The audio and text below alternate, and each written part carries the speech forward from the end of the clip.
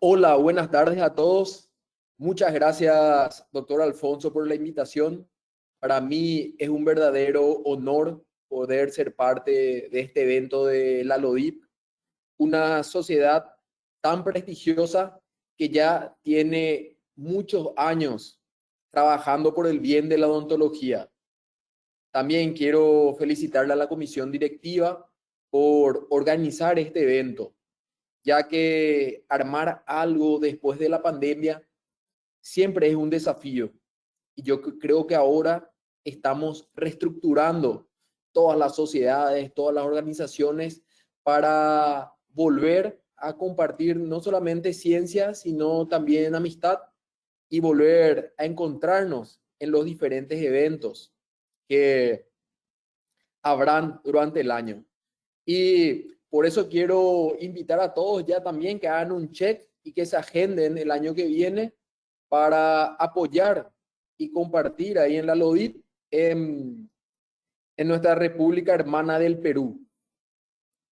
Bueno, eh, ahora vamos a continuar. Me gustaría presentarme. Yo soy el doctor Eugenio Kegler, soy de Paraguay.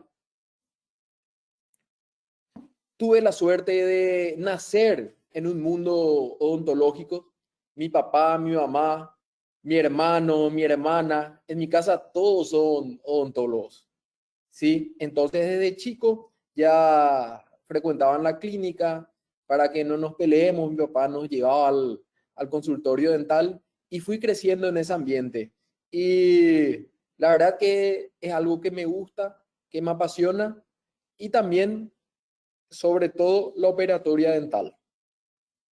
Esta es mi familia y tengo la suerte de trabajar con todos ellos en una clínica. Básicamente, cada uno se dedica a una especialidad diferente. Esta es mi familia, mi esposa y mis hijos, ¿verdad? Que yo creo que esta es nuestra primera familia, pero siempre digo que nuestra segunda familia es la odontología y son la gente que trabaja con nosotros, ya que muchas veces en ese ambiente estamos más tiempo que en la casa. Yo trabajo en la clínica de lunes a viernes, ¿sí? Pero 2 días al mes le dedico a la docencia, ya que es una cosa que me gusta, es como un hobby que tengo, donde uno comparte con la gente joven y realmente es muy entretenido, divertido y salimos de esa monotonía que muchas veces se genera en el consultorio odontológico. También es una motivación para seguir aprendiendo, para seguir actualizándonos y ver cómo está esta nueva generación y a dónde apunta la odontología. Ahora vamos ya a nuestro tema, restauración de dientes endodonciados. Eh, Actualmente, ¿qué es lo que estamos viendo? Que la odontología cada vez se está volviendo de más de especialistas, ¿sí? Y si yo hago operatoria, hago solo operatoria. Si hago endodoncia, hago solo endodoncia. Si hago cirugía, hago solo cirugía. Y se está perdiendo esa visión integral que es necesaria para que nuestros tratamientos sean exitosos a largo plazo. Entonces, a partir de ahí, discutiendo con los endodoncistas y viendo hasta dónde abarcaba cada área, llegamos a una conclusión donde no existe un punto donde a partir de aquí es operatoria, a partir de aquí es endodoncia. ¿Sí? Porque básicamente, ¿cuál es el objetivo de la endodoncia? El objetivo principal es mantener al diente en función el mayor tiempo posible en la cavidad oral, rellenado y sellando el sistema de conductos para evitar una recontaminación. Este es básicamente desde el punto de vista endodóntico. Ahora, ¿qué pasa? ¿Qué es lo que nosotros estamos viendo? Los pacientes acuden, ¿por qué? Porque tienen dolor.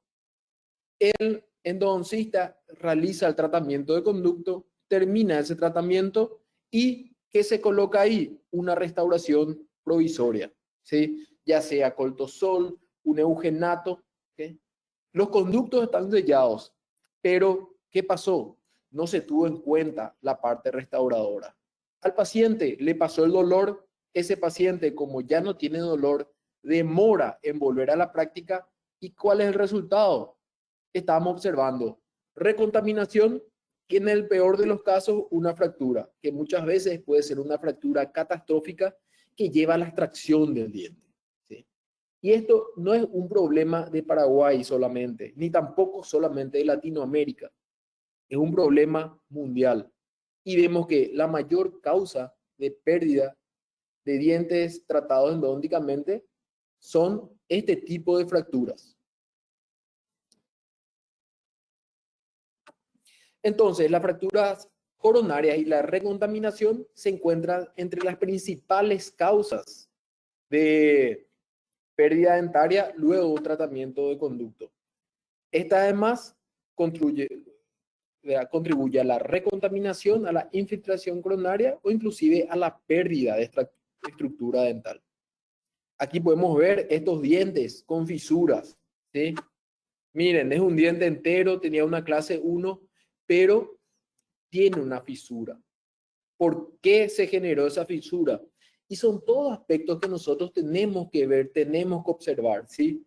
Nuestra visión debe ir un poquito más allá. No solamente mirar el sellado de los conductos o qué linda anatomía, con qué linda anatomía terminó mi restauración final.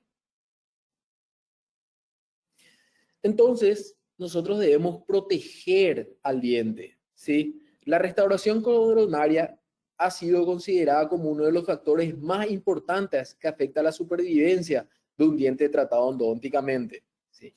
Entonces, ¿esto qué nos dice? Que nosotros debemos restaurar, pero esa restauración debe ser una restauración correcta, dependiendo de la fuerza a la que está sometida ese diente, dependiendo de la cantidad de estructura dental remanente.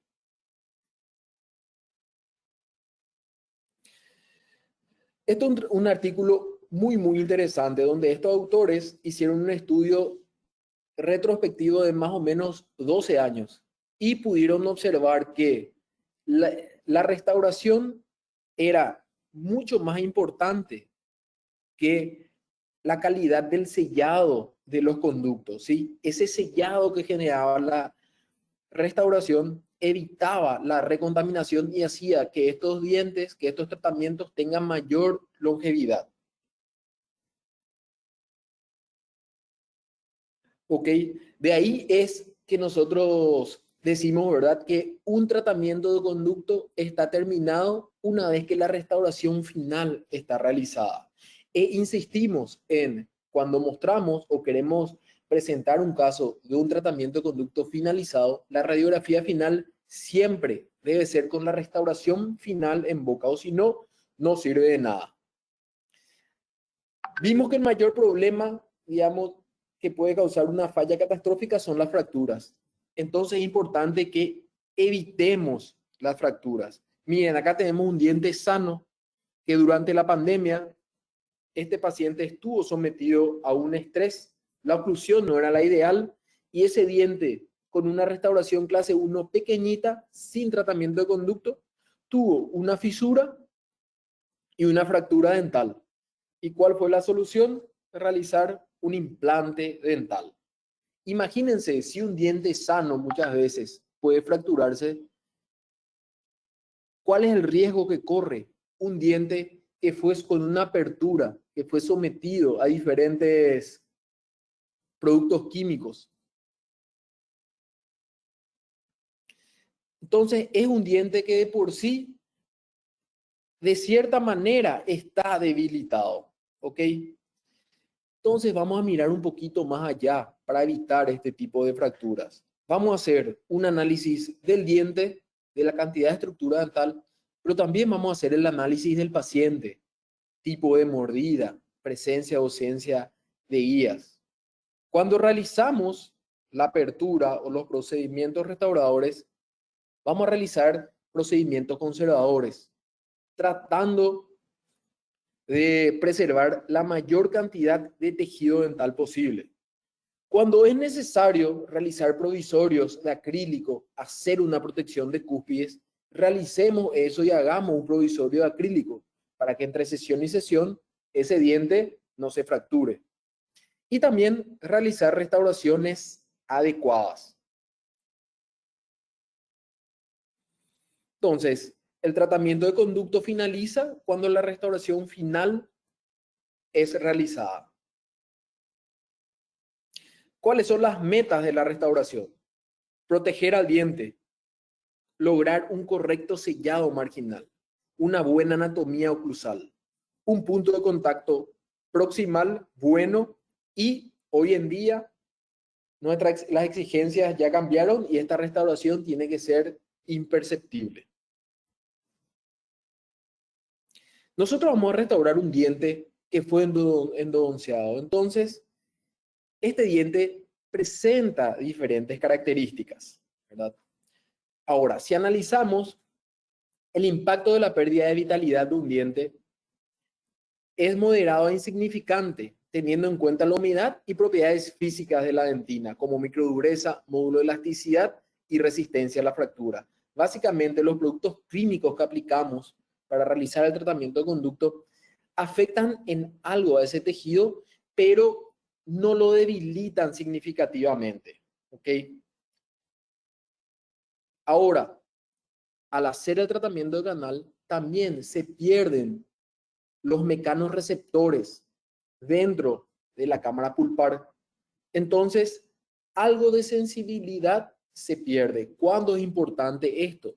Que cuando mordemos algo duro, si mordemos en un diente sin tratamiento de canal, el organismo rápidamente se da cuenta que estamos mordiendo algo duro, envía la información del cerebro y dejamos apretar. En cambio, esa información, ese envío de información está reducida en dientes con tratamientos de conducto. Luego vamos a mirar el diente, la estructura de refuerzo, la anatomía, vamos a mirar el espesor de las cúspides, ¿sí? Estas son las estructuras de refuerzo. También los rebordes marginales que unen las caras vestibulares con las caras palatinas, que sirven como dos puentes de anclaje para que estos dientes no se partan. Y también estos puentes pueden aparecer en dientes que presentan el puente de esmalte. En lo posible tenemos que conservar estas estructuras de refuerzo, ya sea cuando hacemos nuestras aperturas o nuestra preparación para una restauración. Entonces, los cambios más importantes en cuanto a la biomecánica del diente son atribuidos a la pérdida de tejido, tanto radicular como coronal, lo que resalta la importancia de un abordaje altamente conservador durante la endodoncia y también posterior tratamiento restaurador. Vamos a tratar de hacer esas aperturas convencionales, ¿sí? Yo me acuerdo antes, nosotros insistíamos, cuando yo estaba en la facultad, se insistía en que teníamos que eliminar todo el techo pulpar. Hoy en día no es necesario eliminar todo el techo pulpar. ¿Para qué? Para conservar mayor cantidad de tejido y hacer que esa pieza sea más resistente. Acá podemos observar cómo un diente sano tiene un 100% de resistencia. Cuando hacemos un acceso convencional, no hace falta que sean esos accesos ultra conservadores, ya que prácticamente no hay diferencia entre un acceso ultra conservador y un acceso convencional, y la calidad, la facilidad para realizar el tratamiento es mucho mejor haciendo un acceso convencional. La resistencia que se pierde es solamente un 5%. Cuando tenemos una cavidad más amplia, ya sea por lesiones cariosas, esta resistencia disminuye en un 20%. Cuando perdimos un reborde marginal, ese semáforo ya tiene que estar en rojo, ¿sí? Tenemos que prestar una atención porque la resistencia disminuyó a un 60%. Y cuando se pierden ambos rebordes marginales, la resistencia ya se pierde en un 40%. Entonces, siempre que perdemos ambos rebordes marginales, pensemos en realizar una protección de cúspide, ¿sí? Una protección. Ya no quiero ver más esas restauraciones directas en cavidades MOD con tratamientos de conducto, ¿ok? Luego de analizar ese diente, miremos también al paciente. ¿Dónde se ubica ese diente de la arcada? ¿A qué fuerzas está sometida? ¿Recibe fuerzas solamente verticales o también está recibiendo fuerzas horizontales? ¿Ese diente presenta o no lesiones de afracciones? Eso me dice que ese diente está sometido a una fuerza excesiva. Por eso salta el esmalte en el cuello del diente. Entonces son todos, todas observaciones importantes para la toma de decisión a la hora de seleccionar el tipo de restauración que vamos a hacer. Entonces la oclusión alcanza todas las áreas de la odontología. No porque yo soy endodoncista, debo omitir esos conocimientos de oclusión. Entonces, cuando calificamos a ese diente, vamos a calificar en un diente que está sometido a un estrés funcional y lateral reducido. Esto se refiere a pacientes con oclusión normal, anatomía oclusal relativamente plana y presencia de vías caninas o función. Y tenemos un diente que está sometido a un estrés funcional y lateral aumentado. Se refiere a pacientes con ausencia de guías, con parafunción, anatomía oclusal profunda y ausencia de guías.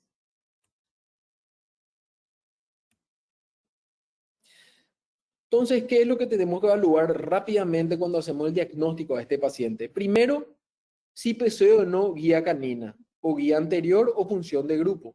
¿Sí? Le pido al paciente que haga un movimiento de protrusión, un movimiento de lateralidad, y veo que el diente que voy a restaurar veo si ese diente presenta o no algún tipo de contacto. También el overjet o overbite. Veo si hay algún síntoma de parafunción y veo esa anatomía dental. Este paciente, por ejemplo, llegó a la clínica un día, ven, era una paciente de ortodoncia, anatomía relativamente plana, donde fue realizado, tenía un tratamiento de conducto antiguo y fue realizada una restauración clase 1. La paciente relata que esta restauración fue realizada aproximadamente hace 4 a 5 años. Y me llama un día por teléfono y me dice, doctor, creo que se me rompió un diente, se me mueve una parte del diente. Cuando llega al consultorio, esto es lo que observamos, ¿sí? Una fractura. Y métanse una cosa en la cabeza. Por más buena que sea la adhesión, esa adhesión lastimosamente tiene fecha de vencimiento. ¿Está bien? Entonces, cuando muchas veces vemos un diente que está sometido a fuerzas, pensemos en proteger a ese diente. La física siempre vence a la química y con el tiempo esa adhesión se vence y este es el resultado, ya sea una microinfiltración en el mejor de los casos o este tipo de fracturas.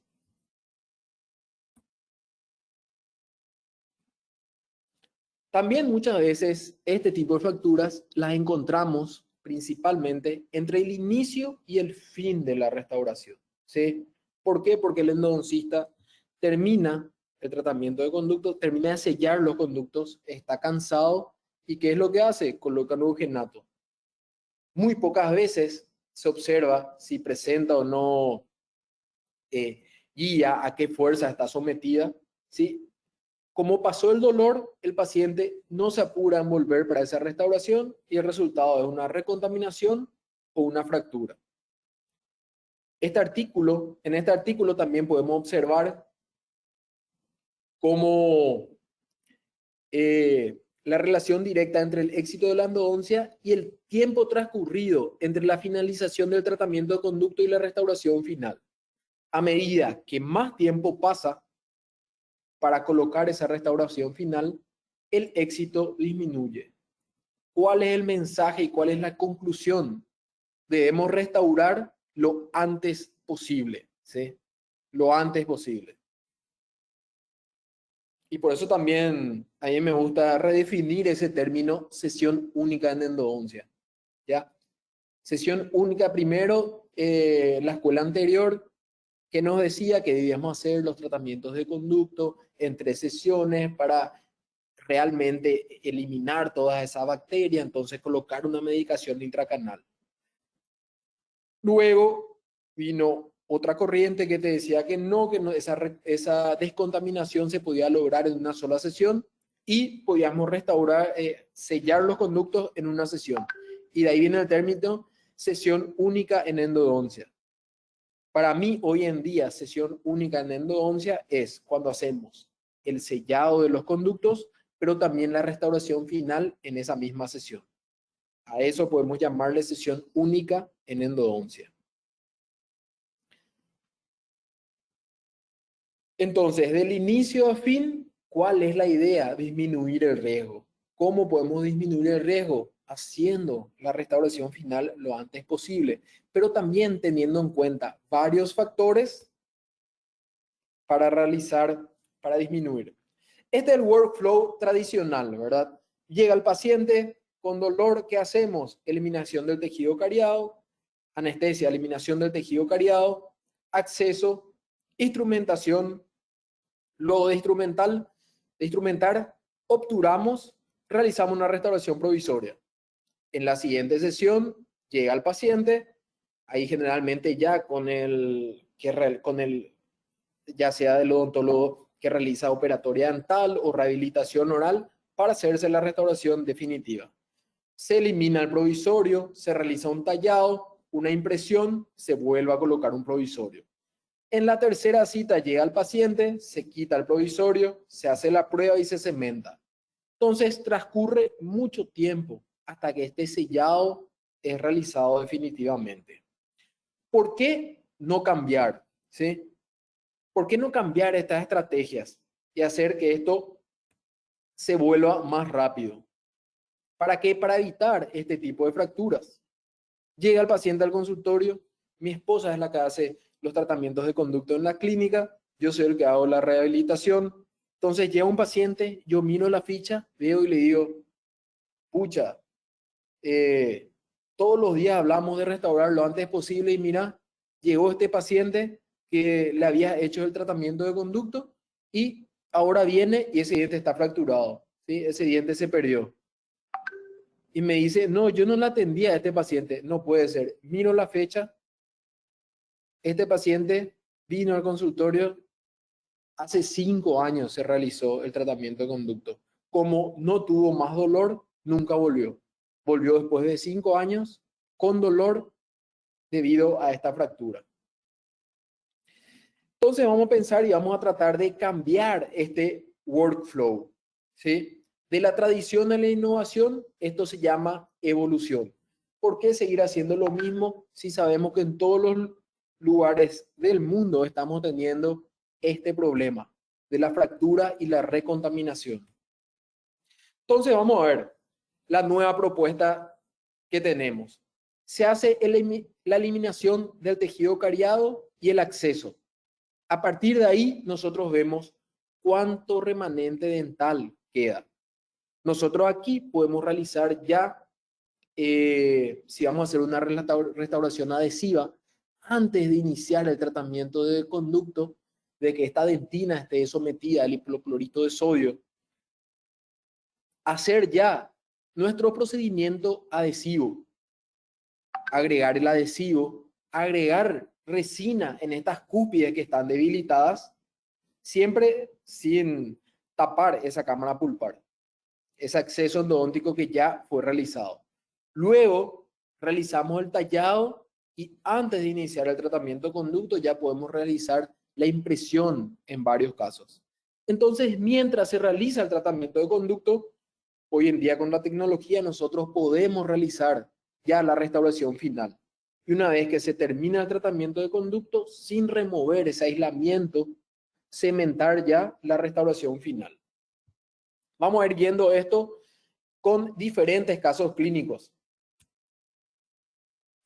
Y a esto le llamamos endodoncia máximamente restauradora, ¿sí? Que es una filosofía con la que venimos trabajando ya hace mucho tiempo, prácticamente hace 10 años, con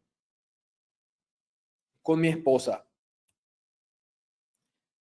Ya tuvimos la oportunidad de llevar esta conferencia a varios lugares, a Cusco, Argentina, a Ecuador.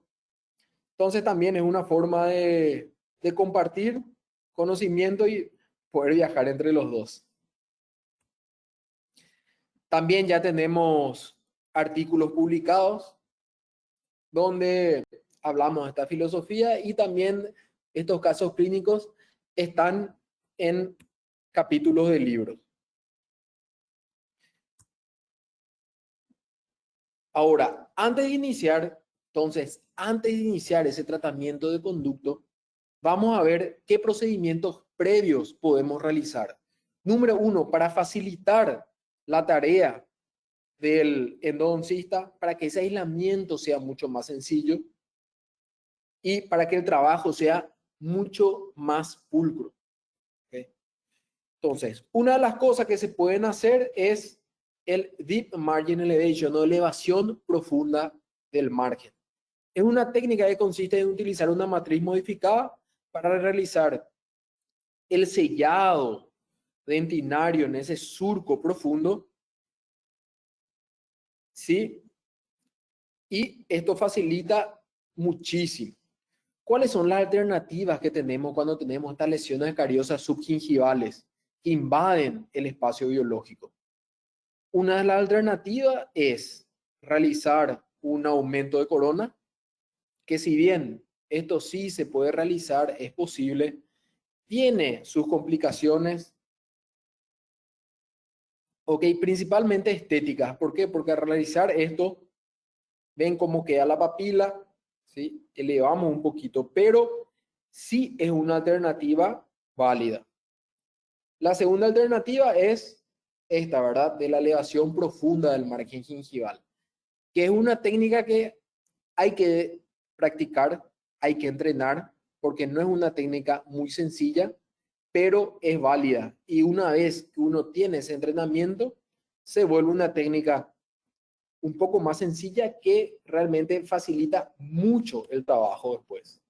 Aquí vemos un ejemplo donde tenemos una lesión cariosa que llegó prácticamente al margen. Ahí vemos cómo eliminamos toda esa lesión, realizamos un aislamiento y a partir de ahí, con la matriz de Toffel-Meyer y con ayuda de otras matrices, sellamos y hacemos una elevación del margen. Esto nos facilita un montón el aislamiento previo y la realización del tratamiento de conducto después. Muchas veces yo realizo esto, inclusive si llega el paciente con dolor de urgencia, realizamos este aumento de corona, esta elevación del margen gingival, hacemos la apertura luego de realizar esto y colocamos una cura de mora hasta que el paciente vuelva para realizarse ese tratamiento de canal. Después, cuando vuelve, yo me aseguro que esa dentina, digamos, ese protocolo adhesivo estuvo excelente. ¿Por qué? Porque trabajé en una dentina que no fue sometida todavía al hipoclorito de sodio, ¿sí? Y le facilitó mucho el trabajo al endodoncista.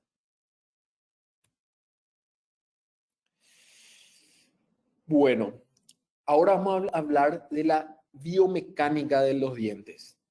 Es muy diferente hablar de restauración de dientes endodonciados cuando hablamos de dientes anteriores, de premolares y de dientes posteriores. ¿Por qué? Porque cada conjunto de dientes está sometido a fuerzas diferentes. Por ejemplo, en anteriores vamos a mirar cómo es el resultante de esa fuerza. El resultante de esa fuerza es oblicua, ¿sí? Entonces, es diferente. Cuando hablamos de premolares, los premolares son unos dientes en transición entre los anteriores y los inferiores. En una oclusión ideal, estos dientes están sometidos solamente a fuerzas verticales. Pero ¿qué pasa? Cuando se pierde la guía canina por algún tipo de desgaste, el primer diente que empieza a tocar es el primer premolar superior. Entonces ahí sí ya está sometido a fuerzas oblicuas, que son a las fuerzas de las cuales debemos protegernos. Y generalmente en los molares, esta fuerza está direccionada a lo largo del eje del diente, lo que nos permite realizar con mayor facilidad restauraciones adhesivas. Y también lo que nos hace básicamente pensar de que la utilización de un poste sea la excepción en caso de dientes posteriores. Y vamos a ver un poquito, hoy vamos a hablar específicamente de los dientes posteriores por el tiempo que tenemos. Y vamos a ver un poco las diferentes alternativas que tenemos, las alternativas restauradoras. Podemos realizar restauraciones directas, onlays, overlays y endocrown, un muñón y una corona, perno, muñón y corona, y muchas veces inclusive muchos profesionales siguen realizando estos pernos colados, ¿sí? Estas son las alternativas, básicamente son las armas que tenemos para proteger a ese diente endodonceado. Lo primero, la primera pregunta que nos tenemos que hacer cuando estamos enfrente a un diente, que una vez que se hizo la apertura y se eliminó ese tejido cariado, es preguntarnos, ¿este diente necesita o no una protección de cúspides? ¿Por qué? ¿Por qué nosotros realizamos esta protección de cúspides? Realizamos la protección de cúspides porque cuando tenemos cúspides altas y no tenemos nada que lo soporta, el momento de fuerza es muy grande. Entonces favorece a la fractura del diente. Entonces yo tengo que en ese momento, después de realizar la apertura, decidir si realizo o no la protección de cúspides. Entonces, antes de empezar el tratamiento de conducto propiamente dicho, si yo realizo esa protección de cúspides, es mejor, me facilita, número uno, el acceso. No cambia mi longitud de trabajo si es que yo no puedo terminar ese tratamiento de una misma sesión, ya sea porque sigo teniendo un exudado o el paciente se cansó de estar con la boca abierta.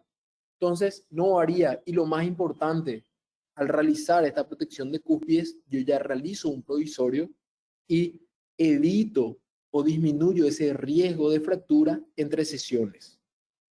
Entonces, ¿cuáles son las características que tengo que tener en cuenta para tomar esta decisión, si proteger o no las cúspides? Primero, vamos al análisis funcional. Posición del diente en la arcada, presencia o no de dientes vecinos. A medida que más posterior está ese diente, mayor fuerza recibe. Si tenemos ausencia de dientes vecinos, ese diente no tiene otro diente con el cual distribuir la fuerza, entonces está sometido a una mayor cantidad de carga. Si no tiene guías, lo más probable que ese diente esté sometido a fuerzas laterales. Veo si hay síntomas o no para función y también el biotipo facial. Un braquicefálico tiene la capacidad de ejercer mayor fuerza que un dólico cefálico.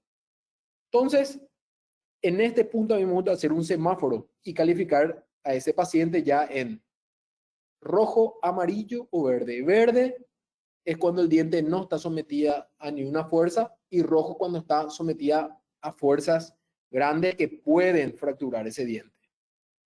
Después de hacer el análisis funcional, realizar el análisis estructural, donde vemos la presencia de rebordes. Vimos que es sumamente importante la presencia de estos rebordes. Cuando se pierde un reborde, se perdió el 40%. Cuando se pierden ambos rebordes, ya es un diente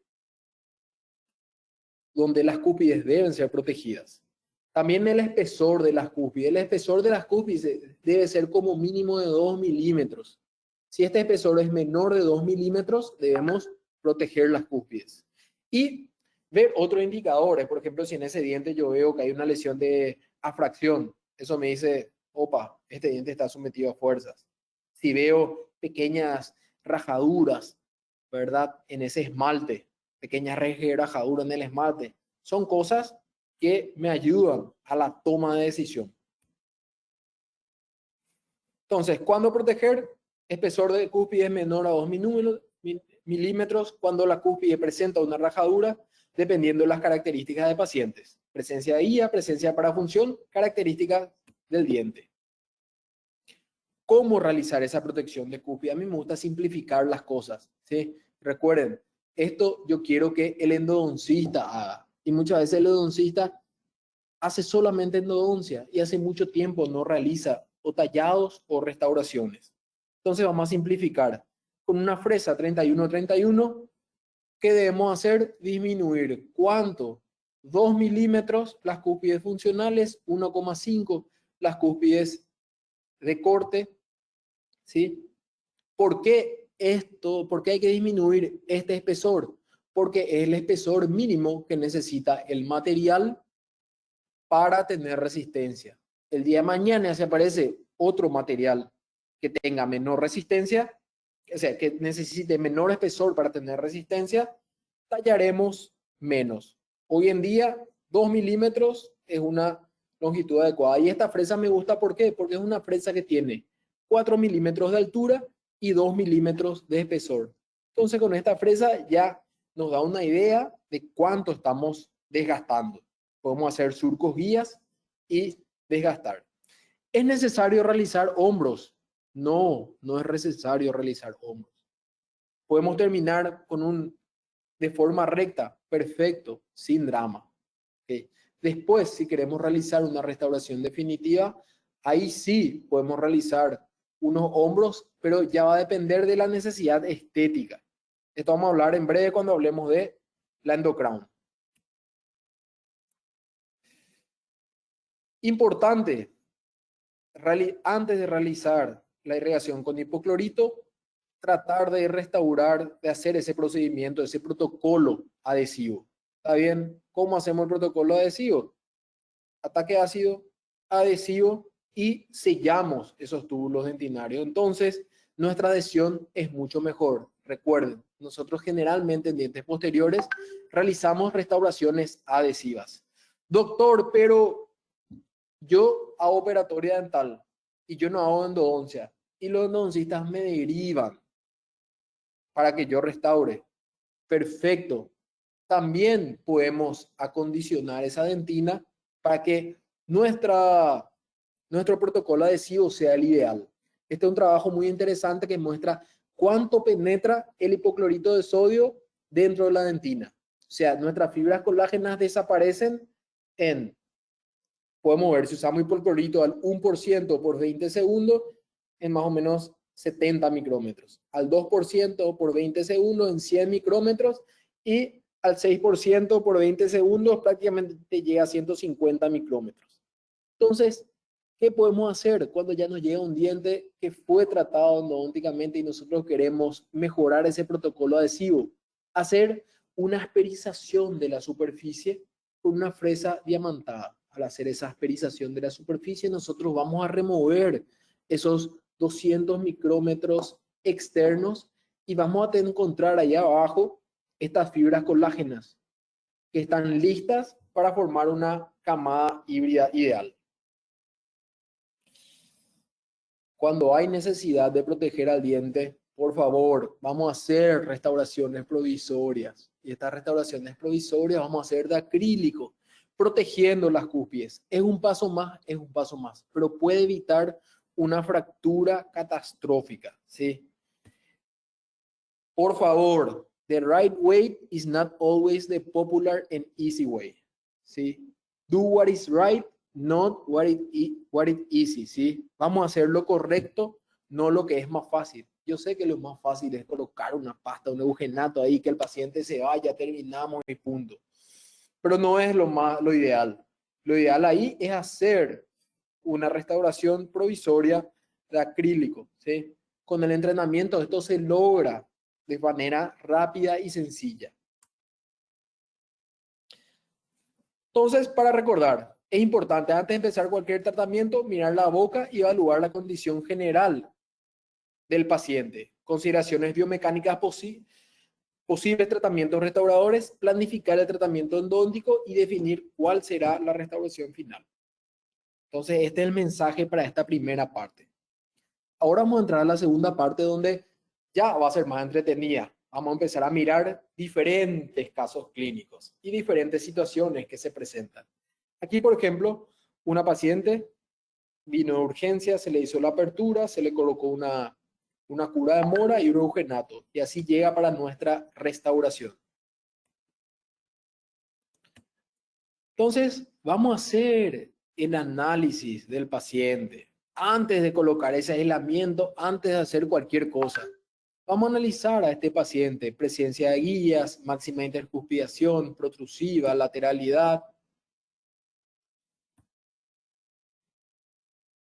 posición del diente en la arcada. Hacemos ese análisis y ahí podemos ver el semáforo. En este caso el semáforo estaba en verde. ¿Por qué? Porque el paciente presentaba guías, un biotipo facial dólico, no tenía parafunción. Entonces estábamos en un caso, frente a un caso ideal. Ahora lo más difícil es pedirle al paciente que haga las guías muchas veces. Mover hacia adelante, mover hacia atrás, y el paciente mueve a cualquier lado. Pero se puede lograr y muchas veces si nos mueve también, aunque sea nos da una idea. Luego vamos a hacer el análisis del diente. Vamos a analizar estas estructuras de refuerzo. Aquí vemos, ¿sí? Vemos que existían ambos rebordes marginales, que el espesor de la cúspide era ideal, entonces optamos por realizar una restauración directa. Se realizó el tratamiento de conducto. Una vez terminado el tratamiento de conducto, seguimos el protocolo adhesivo. ¿Sí? En este caso era muy difícil realizar ese protocolo adhesivo antes de realizar el tratamiento de canal por el desgaste mismo que se realizaban las paredes durante el tratamiento, porque esas limas son flexibles, pero tocan las paredes, ¿sí? Entonces elimina ese protocolo adhesivo. Una vez que se sellaron los conductos, hicimos el ataque ácido, aplicamos el adhesivo y realizamos la restauración final. Acá todo el mundo se estará preguntando: Eugenio, pero ¿aplicaste hipoclorito? Sí, cuando uno aplica hipoclorito queda un oxígeno residual en ese tejido dental, por más que nosotros hagamos esa asperización del tejido para eliminar esos 200 micrómetros de dentina sin colágeno. Bueno, podemos usar un agente antioxidante. El tiosulfato de sodio al 5% por un minuto es excelente. Entonces podemos utilizar para realizar estas restauraciones y también para realizar restauraciones post tratamiento de conducto. Entonces, se realiza la restauración clase 1. Importante realizar los ajustes, no solamente en máxima intercuspidación, sino también en lateralidad. Y los casos se van complicando. Aquí ya vemos una paciente que llegó con una pulpitis, tenía una restauración amplia. Podemos observar cómo esa restauración ya tocaba uno de los cuernos pulpares. Hacemos el control, vemos que en este caso el semáforo estaba en verde. ¿Por qué? Porque ese diente que vamos a restaurar no estaba en contacto. Y aquí es donde introdujimos la tecnología para facilitar y acelerar este tipo de tratamientos. Entonces, antes de empezar, hacemos el escaneado, tomamos la impresión digital superior, tomamos el registro de mordida, luego aislamos ese diente. Eliminamos la restauración que queda, realizamos la apertura, decidimos hacer una online en este caso. ¿Por qué? Porque teníamos, el semáforo estaba en verde y teníamos buen espesor de las cúspides. Ahí realizamos el tallado, ¿sí? Bajo aislamiento absoluto. Y ahí es cuando terminamos el tallado, terminamos la apertura, tomamos la impresión digital del diente. ¿Para qué? Para realizar. ¿En qué cambia nuestro tratamiento de conducto cuando vamos a realizar este procedimiento? En que el aislamiento debe ser múltiple, no debe ser un aislamiento unitario. Entonces ahí podemos ver todo el diente tallado. Ahí estamos tomando la impresión digital. Una maravilla, ¿sí? Entonces, mientras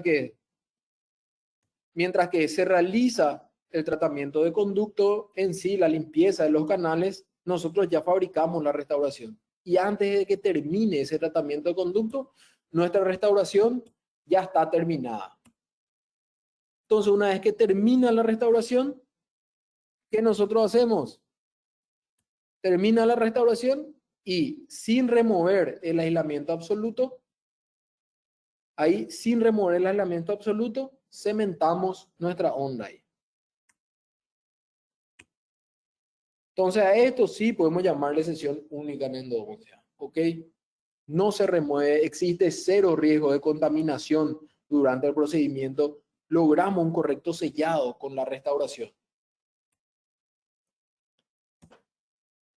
Y existen casos un poquito más extremos, acá podemos observar este caso clínico, si bien este semáforo estaba verde porque la paciente presentaba guías, al hacer el análisis del diente, vemos que los espesores son mínimos, ¿sí? Entonces decidimos proteger todas las cúspides. En este caso realizamos una endocrown. Ya hicimos todo el tallado previo antes de empezar el tratamiento de conducto. Hacemos el escaneado, tomamos la impresión. Entonces, mientras que el endodoncista realiza el tratamiento de conducto, nosotros ya empezamos a fabricar la endocrown. Este es un artículo donde muestra que la endocrown es mucho más favorable que un poste de fibra y una corona en cuanto a fractura dental. Por eso siempre tratamos de optar por la endocrown. Básicamente, la endocrown es una overlay que también usa como anclaje la cámara pulpar. Idealmente, está indicado para molares. Para premolares, existen ciertas indicaciones. Entonces yo le animo a los que recién están empezando en esta técnica de primero poner en molares y luego, una vez que ya manejan la técnica, hagan la selección del caso clínico en premolares.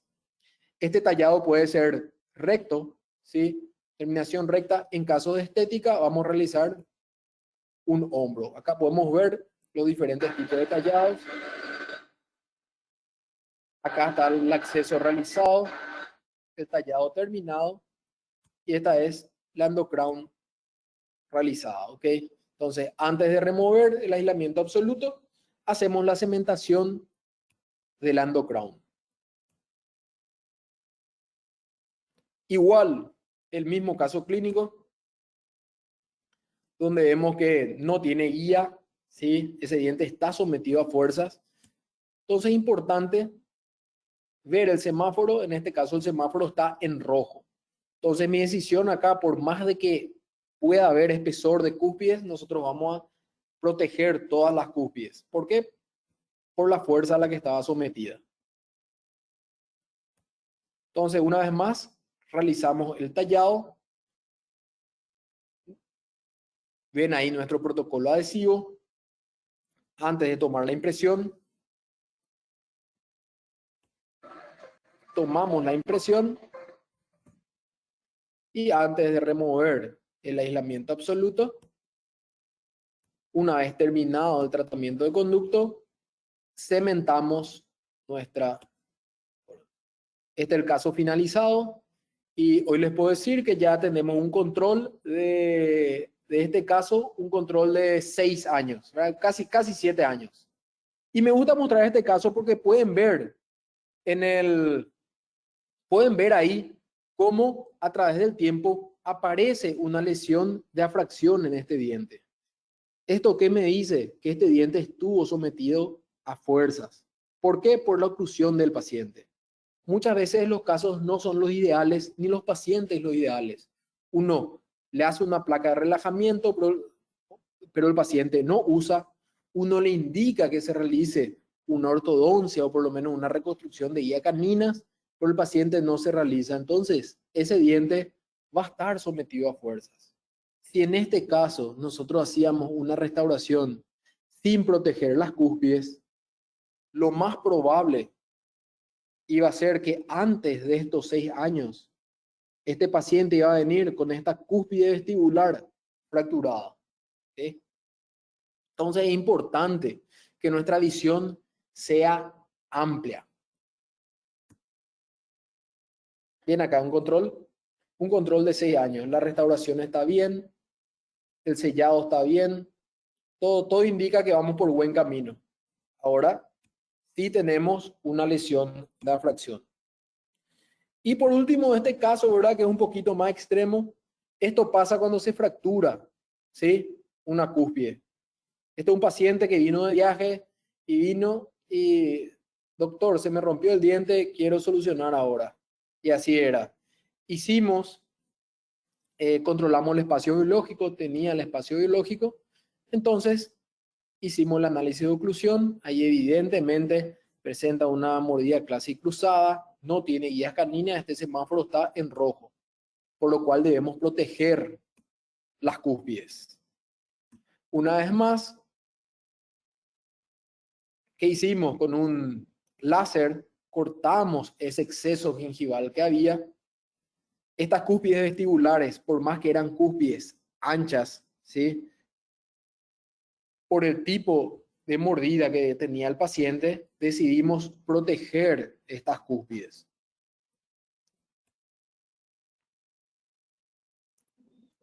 El tratamiento de conducto fue finalizado y ahí, antes de remover el aislamiento, cementamos la endocrown. Y este es el caso finalizado.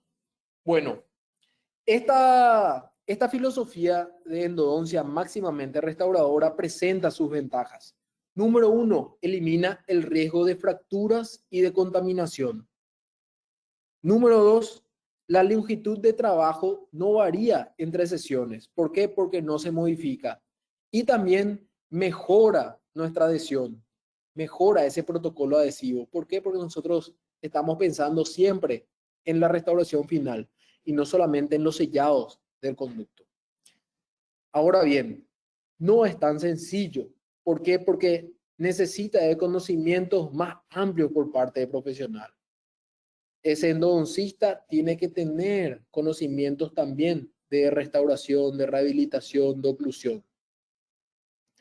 Y cuando hay necesidad de reforzar esas paredes debilitadas, nosotros debemos hacer una restauración antes de realizar. Entonces es un paso más antes de realizar ese tratamiento de canal. Entonces demoramos más tiempo y ese paciente se queda con la boca más tiempo abierta. Entonces estas son las dificultades que presentan.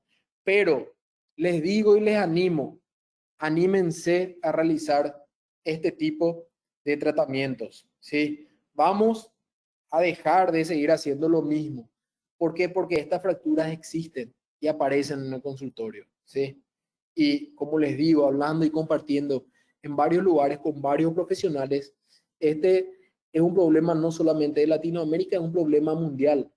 Por ejemplo, en Brasil se creó en varias facultades, se creó departamento exclusivamente de restauración de dientes endodonceados para evitar este problema. Ahora bien, generalmente quiero entrar en este tema un poquito polémico. La regla en dientes posteriores, la regla es no utilizar pernos. Pero existen casos donde no podemos lograr un protocolo adhesivo correcto. Por ejemplo, no podemos realizar un aislamiento absoluto. No tenemos nada de esmalte remanente en ese tejido, solamente tenemos dentina. Y esa dentina es una dentina esclerótica, una dentina eh, que estuvo, digamos, cariada, ¿sí? Entonces, la adhesión a este tipo de dentina es muy mala. Y si no tenemos una retención mecánica, lastimosamente tenemos que colocar un perno en ese diente para tener éxito a largo plazo en esa restauración final. El mensaje que quiero enviar con esta diapositiva es que muchas veces no tenemos que ser radicales y decir, perno, no se usa más perno, no se usa más perno. Porque existen casos donde nuestra opción, nuestra última opción es utilizar estos pernos para que la restauración sea correcta, ¿sí? Entonces, existen casos. No es la regla, no es la regla, pero a veces para tener una retención debemos hacer uso de estos pernos.